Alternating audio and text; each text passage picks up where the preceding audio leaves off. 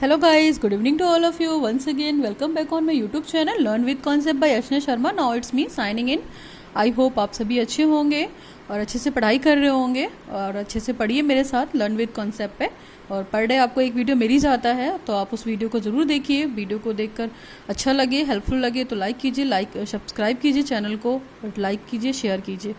तो मैंने इससे प्रीवियस वाले वीडियो में कोरिकुलम की काफ़ी सारे टॉपिक्स को कंसीडर किया था, जो बचे हुए टॉपिक्स पे थे कोरिकुलम से रिलेटेड, हम उनके बारे में बात कर रहे थे। लाइक हमने प्रीवियस वाले वीडियो में कोरिकुलम की मीनिंग पढ़ने की कोशिश की थी, फिर हमने डेफिनेशन भी पढ़ी हमने कोरिकुलम की। इसके बाद डेफिनेशन के साथ साथ कॉन्सेप्ट जानने की कोशिश की कि कॉन्सेप्ट क्या है कोरिकुलम का, और काफ़ी डिटेल स्टडी की है। अच्छा वीडियो बना हुआ है, आप ज़रूर देखिए उस वीडियो को। और आज का वीडियो जो है हमारा, उसको वीडियो को स्टार्ट करते हैं। और उससे पहले आप प्रीवियस वाले वीडियोज़ को एक बार ज़रूर देख लीजिएगा, उससे आपको हेल्प मिलेगी।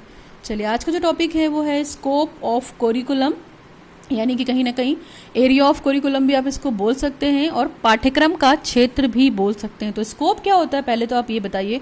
स्कोप ऑफ कोरिकुलम, स्कोप से मतलब हमारे यहाँ पे समझ रहे हैं आप, क्षेत्र या एरिया से है, और वो एक्टिविटी करने से है जो बच्चे एक लिमिटेशन के बाउंड्री में करते हैं, यानी कि एक limit cheese in the sense की जो एक्टिविटी होती है उसकी लिमिट से करते हैं। यानी कि कहीं ना कहीं अगर हम देखा जाए तो यहाँ पे हम उन लिमिट्स की बात करेंगे, उन राइट्स की बात करेंगे, उस एरिया की बात करेंगे जहाँ पे बच्चे रहकर क्या करते हैं, अपने काम को करते हैं, है ना। जैसे अगर मान लीजिए किसी भी चीज़ की लिमिट होती है, बाउंड्री होती है ना, मैंने आपको बताया था कि कोरिकुलम का मतलब क्या है, रन रेस कोर्स, यानी कि कोरिकुलम एक तरीके का पाथ है और उसी पाथ के अंदर किसको चलना है, बच्चे को चलना है, और बच्चे को चलकर अपने लर्निंग ऑब्जेक्टिव को अचीव करना है। तो एक बाउंड्री हो गई ना हमारी, ऐसा तो नहीं है कि हम इधर भी भाग रहे हैं उधर भी भाग रहे हैं, उस बाउंड्री के अंदर। जैसे घोड़े वाला एग्जांपल दिया था, जो रेस कोर्स होता है, तो घोड़ा जो जितने भी घोड़े होते हैं सबकी अपनी अपनी एक लाइन होती है ना, सबका अपना अपना एक सर्किल होता है, तो वो उसी सर्किल में दौड़ते हैं ना, ऐसा तो नहीं है कि दूसरे में के चले जाते हैं। तो कोरिकुलम भी क्या है, एक लिमिट है, एक बाउंडेशन है, एक एरिया है, ऐसा एरिया है और एक ऐसा लिमिटेशन है, एक ऐसा राइट्स है जहाँ पे आपको रह कर क्या करना है, कुछ ना कुछ काम करना है और काम करके अपने ऑब्जेक्टिव को अचीव करना है। तो मैंने यहाँ पे स्कोप डिफाइन करने की कोशिश की है, मीनिंग ऑफ स्कोप क्या है ना, और वो बच्चा कैसे कर सकता है, एक्टिविटी करके कर सकता है। मान लीजिए अगर कुछ भी बच्चा पढ़ रहा है, मान लीजिए उससे रिलेटेड ना हो जो भी कोरिकुलम है, तो उसको उसमें इंटरेस्ट नहीं आएगा। बट पर्टिकुलर अगर हम एजुकेशन की बात करते हैं, हम बीएड या एमएड करने जा रहे हैं, तो आपको पता है कि 1-1 साल 2-2 साल का कोरिकुलम होता है, वो पूरा पाठ्यक्रम होता है। और बच्चा जब तक उसके लर्निंग ऑब्जेक्टिव को उसकी बाउंड्री में रहकर अचीव नहीं कर लेता है, तब तक उसको सफलता नहीं मिलती है। तो ये उसका एरिया है, और उस एरिया में डिपेंड करता है कि उस एरिया में वो किस कोर्स की स्टडी कर रहा है, किस सिलेबस की स्टडी कर रहा है, किस सब्जेक्ट को वो पढ़ रहा है जिससे उसका पाठ्यक्रम कंप्लीट हो। ठीक है, तो ये एरिया को मैंने यहाँ पे डिफाइन किया। होपफुली एरिया आपको समझ में आया। और देखिए, पहले के एरिया की बात अगर हम करते हैं तो चीज़ें लिमिट थी, बट अगर हम आज के स्कोप की बात करते हैं या एरिया की बात करते हैं तो यहाँ पे क्या है, चीज़ें बहुत चेंजेबल हो गई हैं और बहुत फास्टेबल चेंजेबल हो गई हैं। आपको ये भी पता है कि पहले के टाइम में अगर हम देखेंगे तो मैनेजमेंट जैसी चीज़ें नहीं थी, प्लानर जैसी चीज़ें नहीं थी, रिसर्च नहीं था, रिसर्च तो बिल्कुल नहीं था। इसलिए टीचर और जो बच्चे थे और जो बच्चों के पेरेंट्स थे, कहीं ना कहीं उनको ये भी नहीं पता था कि एजुकेशनल प्रोसेस होता क्या था, और हायर एजुकेशन की भी बात नहीं थी। बट आज की डेट में कोरिकुलम पूरा ब्रॉड सेंस में है, हाई रैपिडली फास्ट है, कोरिकुलम बहुत अच्छा है, टू द पॉइंट है। जैसा बच्चा पढ़ना चाहता है, जैसा अपना इंटरेस्ट में वो बनना चाहता है भविष्य में, वैसा वैसा कोरिकुलम अकॉर्डिंग टू बच्चा की इंटरेस्ट एबिलिटी कोरिकुलम आ गया है। तो कहीं ना कहीं जो एजुकेशनल सिस्टम है हमारा, आपको पता है, अगर हम नेशनल एजुकेशन पॉलिसी की बात करते हैं 1986 की, तो उसने भी बहुत सारी चीज़ें बताई हैं। उसने पूरा स्ट्रक्चरल फ्रेम दिया हुआ है कि कोरिकुलम पे कितनी बात की जा सकती है। कोरिकुलम चाइल्ड सेंटर्ड होना चाहिए, बच्चे की एबिलिटी के हिसाब से होना चाहिए। ठीक है, उसमें वो कॉन्स्टिट्यूशनल ड्यूटीज़ की भी बात करते हैं, और कोरिकुलम को कैसे डेवलप कराना है, उस तरह के सब्जेक्ट्स को कैसे डालना है, कल्चर के बारे में जो चीज़ें बताएं वैसा पाठ्यक्रम कैसे डालना है। फिर इसके बाद सोसाइटी के बारे में भी बात की उन्होंने। तो मतलब किस तरीके के पाठ्यक्रम को हम रखें कि बच्चे उसको सीख कर एक सफल व्यक्ति बन सकें, परिपक्व व्यक्ति बन सकें अपने जीवन में, है ना। कहने का मतलब सिर्फ इतना है कि जो पहले के टाइम में कल्चरल चीज़ों से या कल्चरल डेवलपमेंट होता था तो हमें इतना अच्छे से पता नहीं होता था। क्यों? क्योंकि उसमें चीज़ें बहुत लिमिट होती थी, पढ़ने के लिए प्रॉपर बुक्स नहीं होती थी। बुक्स इन द सेंस की लिमिटेड नंबर में रिसोर्सेज होते थे, स्टडी मटेरियल लिमिटेड नंबर में होते थे। ठीक है, और डेमोक्रेटिक चीज़ों की बात की हमने, जिससे हम जेंडर डिस्क्रिमिनेशन की बात करते हैं, तो हम आज की डेट में जेंडर डिस्क्रिमिनेशन तो नहीं चाहते हैं ना, ख़त्म करना चाहते हैं। तो इन सब चीज़ों की बात पहले नहीं थी, ठीक है। और भी कोरिकुलम सोसाइटी के अकॉर्डिंग बहुत कुछ चेंज हुआ है आज के हिसाब से, तो हम उसी कोरिकुलम की पर्टिकुलर यहाँ बात करेंगे। और मैंने यहाँ पे एरिया इसलिए डिफाइन करना किया है कि आपको पता चले कि एरिया का मतलब क्या है, ठीक है। कोरिकुलम हमें इसलिए दिया जा रहा है, इसलिए पढ़ना पड़ रहा है कोरिकुलम, पाठ्यक्रम। अगर हम पाठ्यक्रम नहीं देखेंगे या पाठ्यक्रम हमें नहीं पता होगा किसी भी कोर्स का जो हम करने जा रहे हैं, तो हम किस टाइम पे कितना पढ़ेंगे, कब पढ़ेंगे, कैसे पढ़ेंगे, नहीं पता, और हमें मंजिल कब मिलेगी और कब तक हम पढ़ते रहेंगे और कितना पढ़ते रहेंगे, ठीक है। तो कोरिकुलम एक लिमिट है, एक बाउंड्री है, एक एरिया है जिसके अंदर रहकर आपको काम करना है। तो होपफुली कोरिकुलम का स्कोप आपको क्लियर होगा। चलिए डिटेल में स्टडी करते हैं। स्कोप ऑफ कोरिकुलम, तो देखिए मैंने यहाँ पे दो चीज़ों में डिवाइड किया हुआ है। स्कोप ऑफ कोरिकुलम में पहला है नॉलेज ऑफ सब्जेक्ट, यानी कि जो सब्जेक्ट की नॉलेज होगी उसकी बात करेंगे, और फिर को करिकुलर एक्टिविटी यानी कि पाठ्य सहकामी क्रियाएं, जिसको हम पढ़ने के साथ साथ करते हैं उसको हम को करिकुलर एक्टिविटी करते हैं, जिसको हम हिंदी में पाठ्य सहगामी क्रियाएं बोलते हैं, ठीक है। तो इसकी बात की है। चलिए नॉलेज ऑफ सब्जेक्ट में पहले तो 1 बाय 1 स्टडी करते हैं।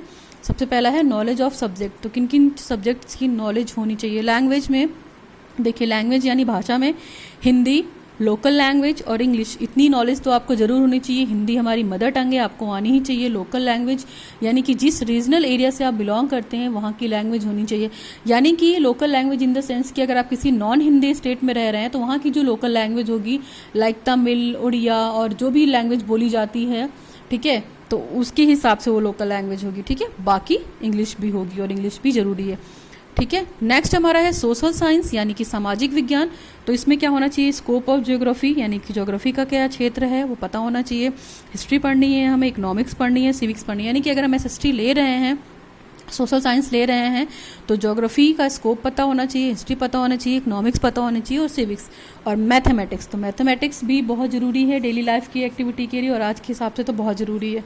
तो ये सब्जेक्ट है। नेक्स्ट देखिए क्या है, नेक्स्ट हमारा साइंस है।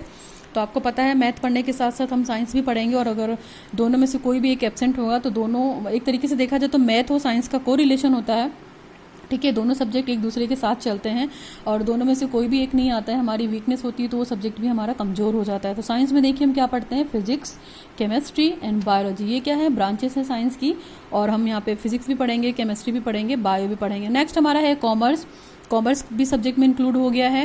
इसके बाद म्यूज़िक है, फिर ड्राइंग है, फिजिकल एजुकेशन यानी शारीरिक शिक्षा है, बहुत कंपलसरी कर दिया गया है कई कई स्कूलों में, ठीक है। इसके बाद होम साइंस है, कंप्यूटर है। तो आप इस सूची मैंने यहाँ पर 10 सब्जेक्ट्स बताए हैं आपको, like computer, home science, physical education, drawing, music, commerce, science. इसके बाद लैंग्वेज की बात की हमने, ठीक है। लैंग्वेज के बाद हमने सोशल साइंस की बात की, ठीक, और इसके बाद मैथमेटिक्स की भी बात की हमने। चलिए, तो ये हमारा क्या था, सब्जेक्ट नॉलेज थी। नेक्स्ट हमारा था को करिकुलर एक्टिविटी या पाठ्य सहगामी क्रिया में हम क्या क्या करते हैं। तो सबसे पहला दे रखा है फिजिकल डेवलपमेंट। को करिकुलर एक्टिविटी से क्या होता है, हमारा शारीरिक डेवलपमेंट बहुत अच्छे से होता है, आपको अच्छे से पता है, ठीक है। यहाँ पे हम फर्स्ट वाला पढ़ते हैं फिजिकल डेवलपमेंट या शारीरिक विकास। तो देखिए हम शारीरिक विकास अपना कैसे कर सकते हैं, गेम के थ्रू, एक्सरसाइज के थ्रू, स्विमिंग के थ्रू, इसके बाद हेल्दी फूड खाकर भी हम अपना फिजिकल डेवलपमेंट कर सकते हैं। यानी कि पाठ्यक्रम का अगर हम क्षेत्र की बात करेंगे तो वो इतना ब्रॉड है, वो इतना अनलिमिटेड है कि पर्टिकुलर किसी सब्जेक्ट की बात नहीं करेगा, वो एक्टिविटी की भी बात करेगा जो हम स्कूल में रहकर सीखते हैं, चाहे वो गेम के थ्रू सीखें, चाहे वो एक्सरसाइज के थ्रू करके सीखें, ठीक है, चाहे लर्निंग बाई डूइंग के साथ सीखें। मान लीजिए एक्सरसाइज हो गया, गेम हो गया, स्विमिंग हो गया, हेल्दी फूड हो गया, ठीक है। तो ये सारी चीज़ें होती हैं, इससे हमारा फिजिकल डेवलपमेंट होता है। नंबर 2 देखिए क्या है, नंबर 2 है हमारा लिटरेचर एक्टिविटी। लिटरेचर एक्टिविटी यहाँ पे मतलब है, साहित्य से मतलब है कि बच्चे को हम कैसे साहित्य डेवलप करा सकते हैं। तो स्पीच का मतलब यहाँ पे भाषण से है, बच्चे को हम भाषण या जो प्रतियोगिताएं होती हैं, स्पीच डिबेट होता है ना, वाद विवाद प्रतियोगिता होती है, एक्टिविटी होती है, कंपटीशन होता है, पोएट्री कंपटीशन भी होता है बच्चों का। तो ये सब चीज़ें भी कहीं ना कहीं क्या है, करिकुलम में आ गई हैं, को करिकुलर एक्टिविटी में। और बच्चे पोएम भी सुनाते हैं, पब्लिकेशन ऑफ स्कूल मैगजीन, और जो स्कूल की मैगजीन है उससे रिलेटेड जो भी चीज़ें छपती हैं बच्चे उसको पढ़ते हैं, उसके बाद सीखते हैं। नेक्स्ट हमारा है कल्चरल एक्टिविटी। कल्चरल एक्टिविटी में आपको पता है कि क्या है, सांस्कृतिक एक्टिविटी मतलब सांस्कृतिक क्रिया, यानी कि सांस्कृतिक क्रिया में हम क्या क्या सीखेंगे, म्यूज़िक है, डांस है, फेस्टिवल है, ड्रामा है। यानी कि कहीं ना कहीं अगर पाठ्यक्रम की बात हम करते हैं तो आपको पता है कि बच्चे अपने कल्चर या म्यूज़िक वाली चीज़ों को बहुत एंजॉय करते हैं, म्यूज़िक के माध्यम से अच्छा अच्छा डांस सीखते हैं, अलग अलग देशों के अलग अलग कंट्रीज़ के और एरियाज़ के डांस को सीखते हैं, म्यूज़िक भी जानते हैं, फेस्टिवल के टाइम पे कौन से किस तरीके की कल्चरल एक्टिविटी हमको करनी चाहिए, बच्चे स्कूल में ये भी सीखते हैं। इसके बाद ड्रामा के थ्रू भी उन्हें बहुत अच्छा मैसेज मिलता है जिसको वो एज अ मॉरल वैल्यू अपनी लाइफ में अडॉप्ट करते हैं। ठीक है, तो ये सारी चीज़ें हैं और करिकुलम में ये चीज़ें इसलिए बढ़ती चली जा रही हैं, इसलिए ज़रूरी है क्योंकि बच्चा केवल पढ़कर ही, बुकिश नॉलेज लेकर ही अपनी लाइफ में सफलता को अचीव नहीं कर सकता है। ठीक है, तो इस चीज़ को भी आप ध्यान रखिएगा। नेक्स्ट हमारा दे रखा है फॉर नेशनल सिटीजनशिप, यानी कि राष्ट्रीय सिटीजनशिप, यानी कि जो राष्ट्रीय नागरिकता है उसके बारे में क्या है, तो उसके बारे में पढ़ते हैं थोड़ा सा। फॉर एनएसएस, यानी कि नेशनल सोशल सर्विस से भी बच्चे को जुड़ना चाहिए, क्योंकि देखिए एनएसएस जो है कम्युनिटी वर्क करना सिखाता है, लोगों की मदद करना सिखाता है। अगर कोई पर्सन प्रॉब्लम में है तो हम एनएसएस कैंप में होते हैं। एनएसएस कैंप का मतलब आपको अच्छे से पता है कि नेशनल सोशल सर्विस, यानी कि समाज में जिनको हमारी सर्विस की ज़रूरत है उनको हम एज अ वॉलंटियर बनकर, एनएसएस वॉलंटियर बनकर लोगों में अवेयरनेस भी फैलाते हैं। देखिए एनएसएस वॉलंटियर जो होते हैं उनका ये काम होता है कि समाज में जो बुराइयां हैं या समाज में जो कमियां हैं या जो समस्याएं हैं उनको वो घूम कर लोगों को अवेयर कराएं कि कितना ज़रूरी है। ठीक है, शिक्षा के बारे में बताएं, नेशनल लेवल पे चीज़ों को बारे में बताएं और जिनको प्रॉब्लम है उनकी प्रॉब्लम को वो सॉर्ट आउट करें। नेक्स्ट है हमारा, और एनएसएस का भी सर्टिफिकेट मिलता है कम्युनिटी डेवलपमेंट का। नेक्स्ट हमारा है फॉर एनसीसी, यानी कि national cadet corps. National cadet corps का भी सर्टिफिकेट मिलता है। इसका सी सर्टिफिकेट बहुत वेटेज देता है आपको कॉम्पिटिटिव एग्जाम्स में, तो स्पेशली लड़कियों को तो इसमें ज़रूर पार्टिसिपेट करना चाहिए कि पढ़ाई के अलावा, अपनी क्लासेस के अलावा एनसीसी की भी ट्रेनिंग वो ले सकती हैं और प्रॉपर वे में ट्रेनिंग दी जाती है लड़कियों को। और आज की डेट में कई गर्ल्स लड़कियां ऐसी हैं, हम गर्ल्स की बात नहीं कर रहे, मेल की भी बात करते हैं जो एनसीसी ले सकते हैं, लेकिन एनसीसी का वेटेज बहुत मिलता है और अच्छा वेटेज होता है। इसका सी सर्टिफिकेट वैल्यूएबल होता है, आपको एग्जाम में रिजर्वेशन भी दिलाता है और दूसरी चीज़ आपकी नॉलेज भी बनती है। और अगर आप नेशनल लेवल पे देश की सेवा करना चाहते हैं तो आप नेशनल कैडेट कोर से जुड़ सकते हैं। नेक्स्ट हमारा है फॉर नेशनल सिटीजनशिप, यानी कि नेशनल नागरिकता, यानी कि राष्ट्रीय नागरिकता के बारे में हम बताएंगे लोगों को। फिर स्काउट गाइड कैंप में भी हम बहुत सारी चीज़ें सीखते हैं कि कम्युनिटी में हमें कैसे रहना है, और कभी प्रॉब्लम आ जाए, फ्लड वाली सिचुएशन आ जाए या कभी टेररिज्म की चीज़ें आ जाएँ तो हम कैंप बनाकर कैसे जंगल में भी रह सकते हैं। स्काउट गाइड के थ्रू हम बहुत सारी प्रोग्रामिंग, कम्युनिटी डेवलपमेंट सीखते हैं और एक्टिविटी सीखते हैं जिसके माध्यम से बच्चों के अंदर पढ़ने के साथ साथ अलग क्रियाओं का डेवलपमेंट होता है, अलग एक्टिविटी का डेवलपमेंट होता है और इससे बच्चे की जो इमेज होती है उस पर बहुत इम्पैक्ट पड़ता है और चीज़ों को वो यूटिलाइज करना सीख जाते हैं, चाहे वो इंटरनली हो चाहे वो एक्सटर्नली हो। नेक्स्ट हमारा है सेलिब्रेशन ऑफ नेशनल फेस्टिवल, और जो हमारा राष्ट्रीय पर्व है जिसका हम सेलिब्रेट करते हैं, जो हमारे पूर्वज ने दिया है और हमारी यही पहचान होती है हमारे कल्चर का, यही हमारी हेरिटेज है जिसको हमको बचा कर रखना है, जिसको हमको कंजर्व करके रखना है, उसके बारे में भी चीज़ों को पता चलता है। तो को करिकुलर एक्टिविटीज़ में आप ये सोचिए कि कितना डेवलपमेंट हो रहा है बच्चे को, और अगर हम सिलेबस से या करिकुलम से को करिकुलर एक्टिविटी को निकाल के फेंक देंगे तो आप ये सोचिए कि पाठ्यक्रम में रह क्या जाएगा। तो बहुत अच्छा काम है, इम्प्लीमेंटेशन कर दिया गया है। को करिकुलर एक्टिविटी भी उतना ही रिक्वायर्ड है जितना कि हमारा पाठ्यक्रम पढ़ने वाला। ठीक है, तो पाठ्यक्रम में ही इसको इंक्लूड कर दिया गया कि आप पाठ्यक्रम में बुक पढ़ने के साथ साथ, ट्रेडिशनल तौर पे बुक पढ़ने के साथ साथ इन सब चीज़ों को भी ज़रूर सीखें।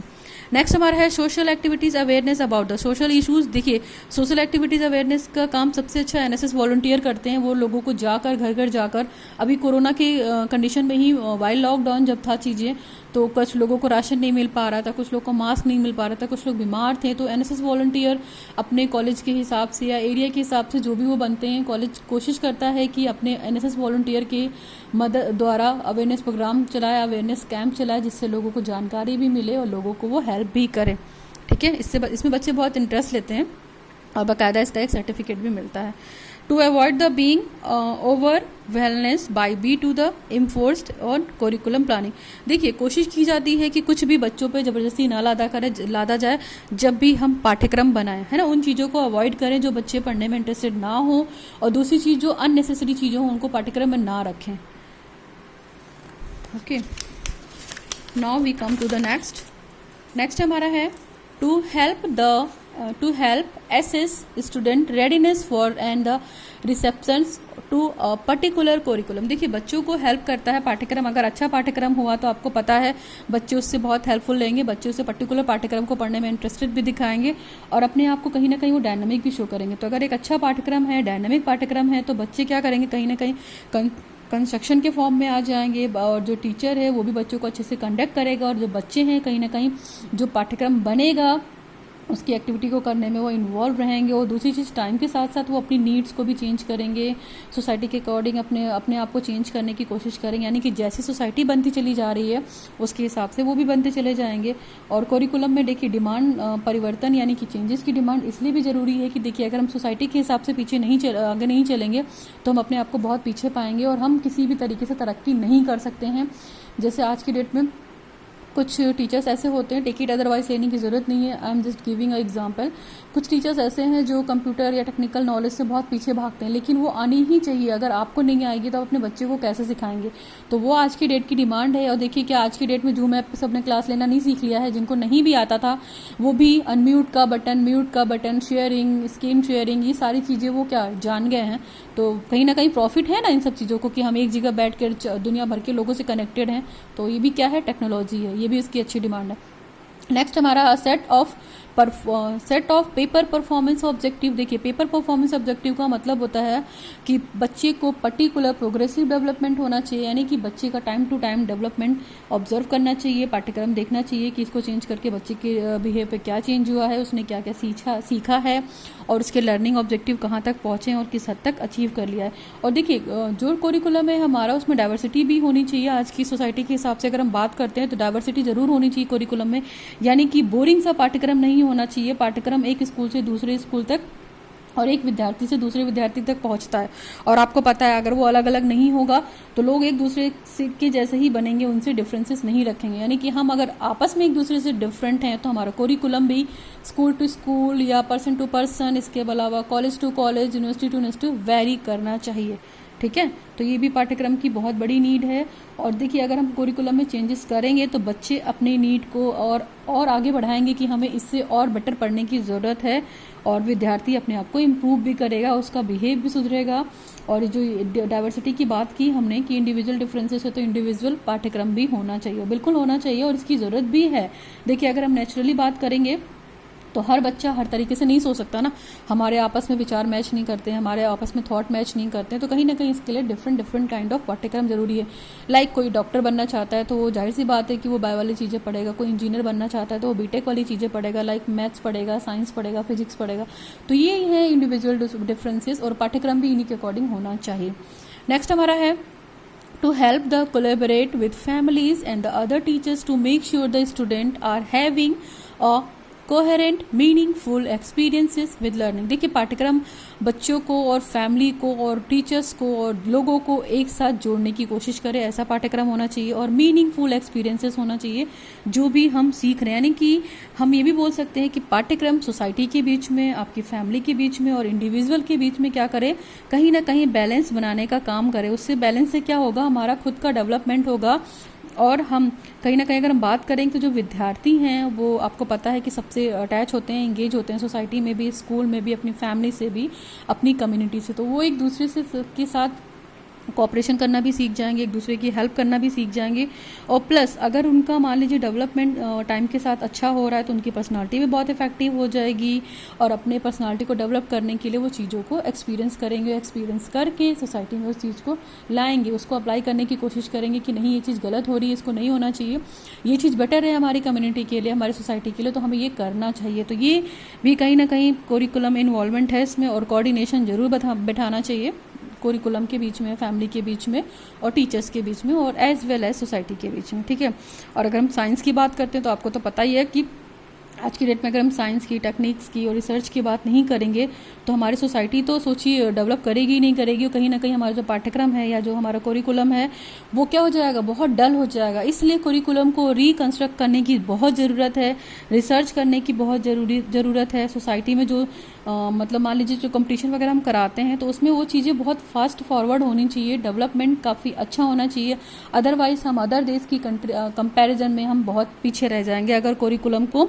रिकंस्ट्रक्ट नहीं किया गया। हर चीज़ को अगर बैंड कर दिया जाएगा और बांध दिया जाएगा और लिमिट कर दिया जाएगा तो उसका भी बहुत बेनिफिट नहीं मिलेगा ठीक है। तो यानी कि टू द पॉइंट अगर हम बात करना चाहें तो रिकंस्ट्रक्शन करिकुलम का टाइम टू टाइम ज़रूर होना चाहिए। जैसी सोसाइटी की नीड हो करंट टाइम में, जो चीज़ चाहिए सोसाइटी को, बच्चे को जो सीखनी चाहिए वो चीज़ें करिकुलम में हमारे ऐड होनी चाहिए, इंक्लूड होनी चाहिए। नेक्स्ट हमारा है everything that goes on with the school including extra class activities, guidance and interpersonal relationship. देखिए सब कुछ जो स्कूल में इंक्लूड होता है, जो स्कूल में कराया जाता है पाठ्यक्रम में, वो सारी चीज़ें इंक्लूड होनी चाहिए जो हमें स्कूल में कराया जाता है, चाहे वो एक्स्ट्रा कोरिकुलर एक्टिविटीज़ हो, ठीक है, चाहे वो गाइडेंस हो किसी तरीके की, और लोगों के बीच का रिलेशनशिप हो। तो इन सब चीज़ों में भी बच्चों को इन्वॉल्व करना चाहिए और हम केवल यही ट्रेडिशनल कॉन्सेप्ट को फॉलो ना करें कि पाठ्यक्रम में वही चीज़ें होनी चाहिए। हमें बच्चों को अपनी लाइब्रेरी में जाकर मटेरियल को ऑब्जर्व करने की चीज़ें सिखानी चाहिए, ठीक है। बच्चों को बाहर प्लेग्राउंड में खेलने के लिए भी मोटिवेट करना चाहिए। बच्चे को पिकनिक हो गया या कुछ अपना जो उनका यूटिलाइजेशन टाइम है, छुट्टी का जो टाइम है, उसको कैसे यूटिलाइज करना है ना। तो ये सारी चीज़ें कहीं ना कहीं हमारे करिकुलम में इंक्लूड होनी चाहिए। और अगर करिकुलम में इंक्लूड होंगी तो जाहिर सी बात है बच्चे एक्टिव होंगे और एक्टिविटी बेस्ड चीज़ें भी करेंगे। और एक्टिविटी के माध्यम से जो चीज़ें हम सीखते हैं ना, आपको पता है वो परमानेंट रहती हैं, उसे हम भूल नहीं पाते हैं। और बच्चे जाहिर सी बात है अपनी इमेज को बहुत अच्छे से अप्लाई कर पाएंगे। और एजुकेशनल एस्पेक्ट की बात करेंगे तो शिक्षा तो ऑटोमेटिक डेवलप होगी जब चीज़ें बहुत अच्छी होंगी, सोसाइटी के अकॉर्डिंग होंगी, टू द नीड होगी, according to need of the society होगी। तो ये हमने जो पढ़ा है पूरा मैंने स्कोप पढ़ा दिया है आपको, कोई प्रॉब्लम नहीं होनी चाहिए स्कोप में। और स्कोप का जो पोर्शन है वो भी इम्पॉर्टेंट है। स्कोप ऑफ करिकुलम आपसे हमेशा पूछा जाता है, चाहे वो सेकेंड ईयर हो चाहे वो कहीं भी हो, कि पाठ्यक्रम का क्षेत्र क्या है। तो अगर वीडियो आपके लिए थोड़ा भी हेल्पफुल रहा हो, सपोर्टिव रहा हो, मटेरियल से हेल्प मिली हो, तो प्लीज़ इसको बहुत सारा लाइक दीजिए, बहुत सारा शेयर दीजिए, कमेंट्स दीजिए और मेरे चैनल को सब्सक्राइब कीजिए। सो कोई डाउट भी हो तो कमेंट सेक्शन में पूछ सकते हैं आप कमेंट करके। आज के लिए बस करते हैं। Thanks for watching the video. Now signing off, learn with concept bye Archana Sharma.